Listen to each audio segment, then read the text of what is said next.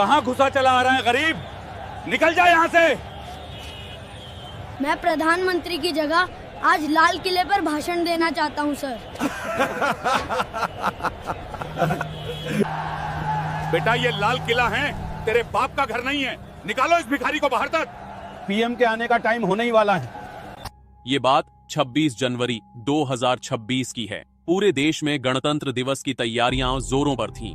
दिल्ली के लाल किले पर हर साल की तरह एक भव्य समारोह आयोजित होने वाला था, जिसमें प्रधानमंत्री, राष्ट्रपति और देश विदेश के मेहमान शामिल होंगे। इस बार एक खास कार्यक्रम रखा गया था। एक ग्रामीण स्कूल का बच्चा लाल किले पर मंच से भाषण देगा, जो देश की तरक्की, संस्कृति और युवा सोच को दर्शाएगा। हरियाणा के एक छोटे से गांव धौलपुर के सरकारी स्कूल में भी यही चर्चा थी। स्कूल के प्रिंसिपल रमेश शर्मा और कुछ टीचर्स मिलकर तय कर रहे थे कि किसे लाल किले भेजा जाए, लेकिन असल में यह चयन नहीं बल्कि सौदा था।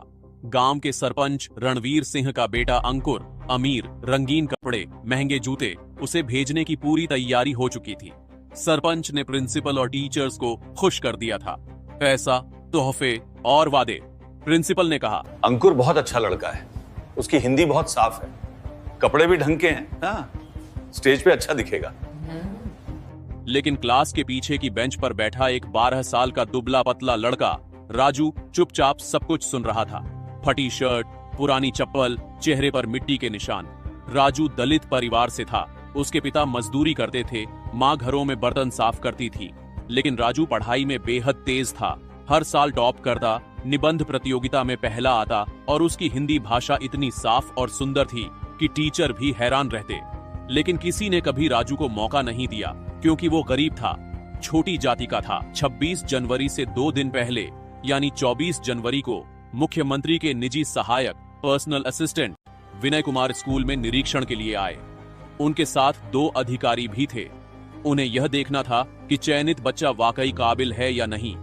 प्रिंसिपल और टीचर्स ने अंकुर को सामने खड़ा किया। अंकुर ने थोड़ी घबराहट में रटा हुआ भाषण शुरू किया। आदरणीय प्रधानमंत्री जी, राष्ट्रपति जी, हमारा देश महान है, हमारे नेता महान हैं। विनय कुमार ने सुना। भाषण ठीक था, लेकिन कुछ खास नहीं, बस रटी रटाई बातें। तभी अचानक भीड़ के बीच से एक आवाज आई, सर रुकिए। राजू ने हांफते हुए कहा, सर मैं इससे कहीं बेहतर भाषण दे सकता हूँ। मुझे एक मौका दीजिए। ये सुनते ही पूरे स्कूल में हंसी फूट पड़ी। टीचर्स ने एक दूसरे को देखा। प्रिंसिपल का चेहरा लाल हो गया। एक टीचर ने चिढ़कर कहा, राजू तू पागल हो गया है क्या? तू लाल किले पे भाषण देगा? तेरे कपड़े देख, तेरी हालत देखो देख। अरे अगर ये गरीब भिखारी लड़का स्टेज पे गया तो हमारी बेइज्जती होगी, स्कूल की बेइज्जती होगी, देश की बेइज्जती होगी। अरे अगर ये गरीब भिखारी लड़का स्टेज पे गया तो हमारी बेइज्जती होगी, स्कूल की बेइज्जती होगी, देश की बेइज्जती होगी। इस लड़के को बाहर निकालो, ये हमारा मजाक उड़ा रहा है। सर प्लीज, मैं सच में अच्छा भाषण दे सकता हूँ, मैंने खुद लिखा है। मैंने खुद लिखा है, बस एक बार सुन लीजिए। विनय कुमार ने राजू को ध्यान से देखा। उनके मन में कुछ हलचल हुई। ये लड़का इतनी बेइज्जती के बाद भी अपनी बात पर अड़ा है, शायद इसमें कुछ खास है। उन्होंने हाथ उठाकर सबको चुप कराया। रुकिए, मैं इस लड़के की बात सुनना चाहता हूं। प्रिंसिपल ने विरोध करने की कोशिश की। सर, ये लड़का बहुत गरीब है, इसकी कोई औकात नहीं। विनय कुमार ने सख्ती से कहा, मुझे औकात से मतलब नहीं, मुझे काबिलियत से मतलब है। राजू, तुम मेरे साथ आओ, मैं तुम्हारा भाषण सुनूंगा। राजू की आंखों में उम्मीद की चमक आ गई। विनय कुमार उसे एक खाली कमरे में ले गए। दरवाजा बंद हो गया। बाहर सब बेचैन खड़े थे। सरपंच घबराया हुआ था, टीचर्स परेशान, अंकुर का चेहरा उतरा हुआ। 15 मिनट बाद दरवाजा खुला। विनय कुमार बाहर आए। उनके चेहरे पर एक अजीब सी गंभीरता थी। उन्होंने माइक उठाया और घोषणा की, 26 जनवरी को लाल किले पर भाषण देने के लिए राजू को चुना गया है। पूरा स्कूल सन्नाटे में आ गया। विनय कुमार की घोषणा सुनते ही पूरे स्कूल में हड़कंप मच गया।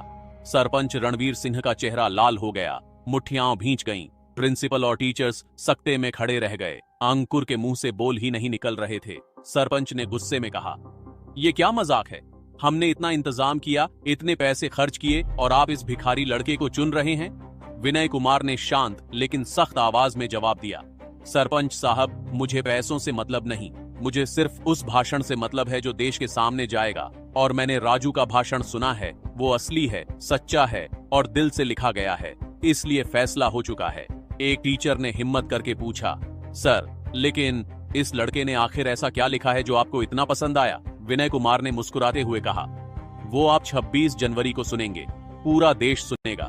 अभी मैं सिर्फ इतना कह सकता हूँ, ये भाषण सिर्फ तारीफों का नहीं है, ये भाषण सच का आईना है।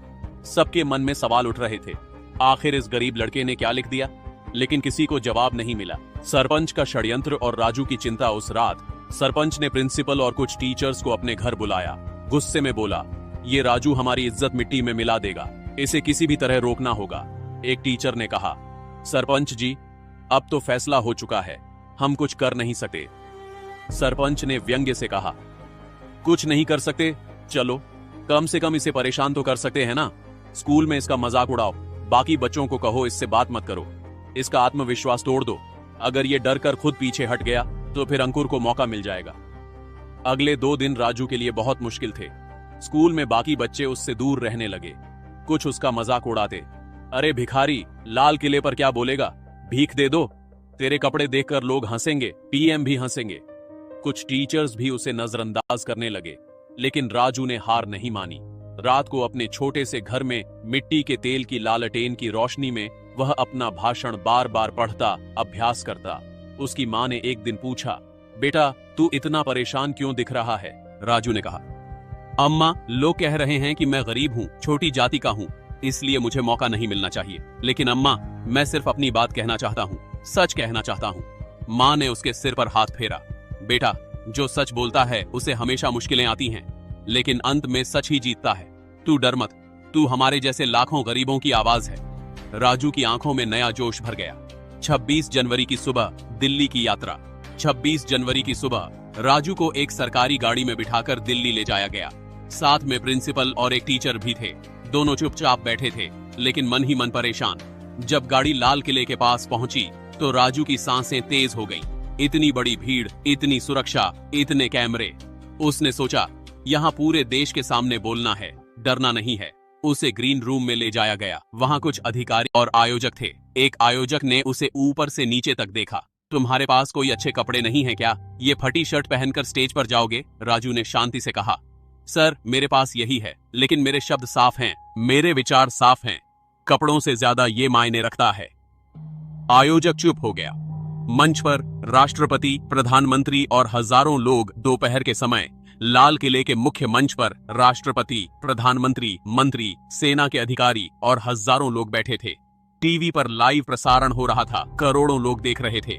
आयोजक ने घोषणा की, अब मंच पर आ रहे हैं हरियाणा के धौलपुर गांव से सरकारी स्कूल के छात्र राजू। तालियां बजीं।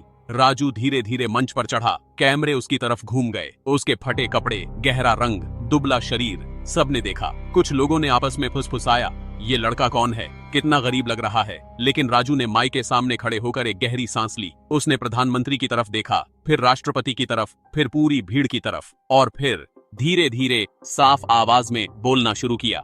आदरणीय राष्ट्रपति जी, आदरणीय प्रधानमंत्री जी, मंच पर उपस्थित सभी गणमान्य अतिथि और मेरे प्यारे देशवासियों, जय हिंद। पूरा लाल किला खामोश हो गया। सबकी निगाहें राजू पर टिकी थीं। अब असली भाषण शुरू होने वाला था, वो भाषण जो पूरे देश को हिला देगा। राजू ने एक पल रुककर पूरे लाल किले को देखा। लाखों तिरंगे झंडे, हजारों लोग, कैमरे और सामने बैठे देश के सबसे बड़े नेता। उसकी आवाज में अब कोई डर नहीं था, बस सच्चाई थी। राजू ने अपना भाषण जारी रखा। आज 26 जनवरी है, हमारा गणतंत्र दिवस। आज का दिन हमें याद दिलाता है कि हमारा देश दुनिया का सबसे बड़ा लोकतंत्र है। आज हम अपने संविधान को सलाम करते हैं, जिसने हर नागरिक को बराबरी, स्वतंत्रता और सम्मान का अधिकार दिया। हमारा देश महान है। यहाँ की संस्कृति हजारों साल पुरानी है। यहाँ की मिट्टी ने महात्मा गांधी, भगत सिंह, सुभाष चंद्र बोस, डॉक्टर भीमराव अंबेडकर जैसे महान नेता दिए। हमारे देश ने अंग्रेजों से आजादी छीनी, हमने अपना संविधान बनाया और आज हम दुनिया की 5वीं सबसे बड़ी अर्थव्यवस्था हैं। हमारे नेता मेहनत कर रहे हैं, सड़कें बन रही हैं, स्कूल खुल रहे हैं, अस्पताल बन रहे हैं, गरीबों के लिए योजनाएं चल रही हैं। Digital India, make in India, skill India, हर तरफ विकास हो रहा है। मैं अपने देश पर, अपने नेताओं पर गर्व करता हूँ। यहाँ तक सब कुछ सामान्य था। लोग खुश होकर तालियां बजा रहे थे, प्रधानमंत्री भी मुस्कुरा रहे थे। लेकिन अब राजू की आवाज में एक अलग ही गंभीरता आ गई। लेकिन आदरणीय नेताओं, मैं आज यहां सिर्फ तारीफ करने नहीं आया हूं, मैं यहां सच बोलने आया हूं। हमारा संविधान कहता है सब बराबर हैं, लेकिन क्या सच में ऐसा है? मैं एक छोटे से गांव से आता हूं, मेरा परिवार दलित है, मेरे पिता मजदूरी करते हैं, मेरी मां बर्तन साफ करती है। मैं अपनी क्लास में हमेशा टॉप करता हूं, निबंध प्रतियोगिताओं में पहला आता हूं। लेकिन जब मैंने कहा कि मैं लाल किले पर भाषण देना चाहता हूं, तो सबने मुझ पर हंसा। मेरे स्कूल के प्रिंसिपल और टीचर्स ने सरपंच के बेटे को चुना था क्योंकि उसके पास पैसा था। मुझसे कहा गया, तू गरीब है, भिखारी है, तेरी औकात नहीं। मुझसे कहा गया, अगर तू स्टेज पर गया तो देश की बेइज्जती होगी। क्यों? क्योंकि मेरे कपड़े फटे हैं, क्योंकि मेरी जाति छोटी है। पूरे लाल किले में सन्नाटा छा गया। कैमरे राजू पर फोकस हो गए। प्रधानमंत्री की मुस्कान गंभीर हो गई। राजू ने आगे कहा, मैं अपने देश से प्यार करता हूं, लेकिन मुझे दर्द होता है जब मैं देखता हूं कि भेदभाव आज भी जिंदा है। हमारे संविधान निर्माता डॉक्टर भीमराव अंबेडकर दलित थे और उन्होंने इतना बड़ा संविधान लिखा। हमारे पूर्व राष्ट्रपति के आर नारायणन रामनाथ कोविंद दलित समुदाय से थे और उन्होंने देश को गर्व दिया। हमारे कई मंत्री, IAS अधिकारी, डॉक्टर, इंजीनियर छोटी जातियों से हैं। तो फिर गांवों में, स्कूलों में, दफ्तरों में आज भी गरीबों को, दलितों को क्यों नीचा दिखाया जाता है? आज भी कई गांवों में दलित बच्चे अलग बैठकर खाना खाते हैं। आज भी नौकरियों में जाति देखी जाती है। आज भी अमीर के बच्चे को हर मौका मिलता है, गरीब के बच्चे को सिर्फ सपने मिलते हैं। हमारा देश तब महान बनेगा जब हर बच्चे को बराबर मौका मिले, चाहे वो किसी भी जाति का हो, किसी भी धर्म का हो, गरीब हो या अमीर। मैं आज यहाँ सिर्फ इसलिए खड़ा हूं क्योंकि एक ईमानदार अधिकारी ने मुझे मौका दिया। अगर वो भी मेरे कपड़े देखकर हंस देते तो आज मैं यहाँ नहीं होता। तो मेरा देश से, अपने नेताओं से, अपने समाज से एक ही निवेदन है, गरीबों को, दलितों को, पिछड़ों को मौका दीजिए, उन्हें सम्मान दीजिए, उनकी काबिलियत देखिए, उनके कपड़े नहीं। जय हिंद, जय भारत, जय संविधान। राजू ने हाथ जोड़े और माइक से पीछे हटा। कुछ सेकंड के लिए पूरा सन्नाटा रहा। फिर अचानक प्रधानमंत्री खड़े हो गए और जोर से तालियां बजाने लगे। उन्हें देखकर राष्ट्रपति भी खड़े हुए। फिर मंत्री, फिर सेना के अधिकारी, फिर पूरी भीड़, सब खड़े होकर तालियां बजाने लगे। करोड़ों टीवी देखने वाले लोगों की आंखों में आंसू थे। प्रधानमंत्री मंच पर आए, राजू के कंधे पर हाथ रखा। बेटा, तुमने आज वो कहा जो कहना जरूरी था। तुमने सच का आईना दिखाया। मैं वादा करता हूँ, हम इस भेदभाव को खत्म करने के लिए और सख्त कदम उठाएंगे। तुम्हारी आवाज पूरे देश तक पहुंच गई है। राष्ट्रपति ने राजू को एक विशेष सम्मान पत्र और अवार्ड दिया। उस दिन के बाद राजू की कहानी हर अखबार में छपी, हर न्यूज चैनल पर दिखाई गई। सोशल मीडिया पर उसके भाषण के वीडियो वायरल हो गए। लाखों लोगों ने कहा, ये है असली भारत की आवाज। सरपंच, प्रिंसिपल और टीचर्स सब शर्मिंदा थे। सरकार ने उस स्कूल की जांच करवाई और भेदभाव करने वालों पर कार्रवाई हुई। और राजू, उसे पूरे देश से स्कॉलरशिप के ऑफर आए। एक बड़े स्कूल ने उसे मुफ्त में पढ़ाने का मौका दिया, लेकिन राजू ने कहा, मैं अपने गांव के स्कूल में ही पढ़ूंगा, क्योंकि असली बदलाव गांवों से ही आएगा। दोस्तों, यह कहानी यहीं खत्म होती है। एक गरीब, भिखारी समझे जाने वाले लड़के ने साबित कर दिया कि असली ताकत सच बोलने में है, दिखावे में नहीं। अगर इस कहानी ने आपको प्रेरित किया हो, अगर आपको लगता है कि हर बच्चे को बराबर मौका मिलना चाहिए, अगर राजू के साहस और भाषण ने आपके दिल को छुआ, तो इस वीडियो को एक लाइक जरूर करें और कमेंट में लिखें, जय संविधान, जय बराबरी। इस कहानी को अपने दोस्तों और परिवार के साथ शेयर करें, ताकि यह संदेश दूर तक पहुंचे कि भेदभाव गलत है और हर इंसान को सम्मान मिलना चाहिए। और हाँ, ऐसी ही दिल को छू लेने वाली, प्रेरणादायक और समाज को झकझोरने वाली कहानियों के लिए फॉलो करना बिल्कुल मत भूलना। अगली कहानी में फिर मिलेंगे, एक नया सबक, एक नई सच्चाई और एक नया जीवन का पाठ लेकर। तब तक के लिए सच्चे रहिए, निडर रहिए, इंसानियत बनाए रखिए। जय हिंद, जय भारत, जय संविधान।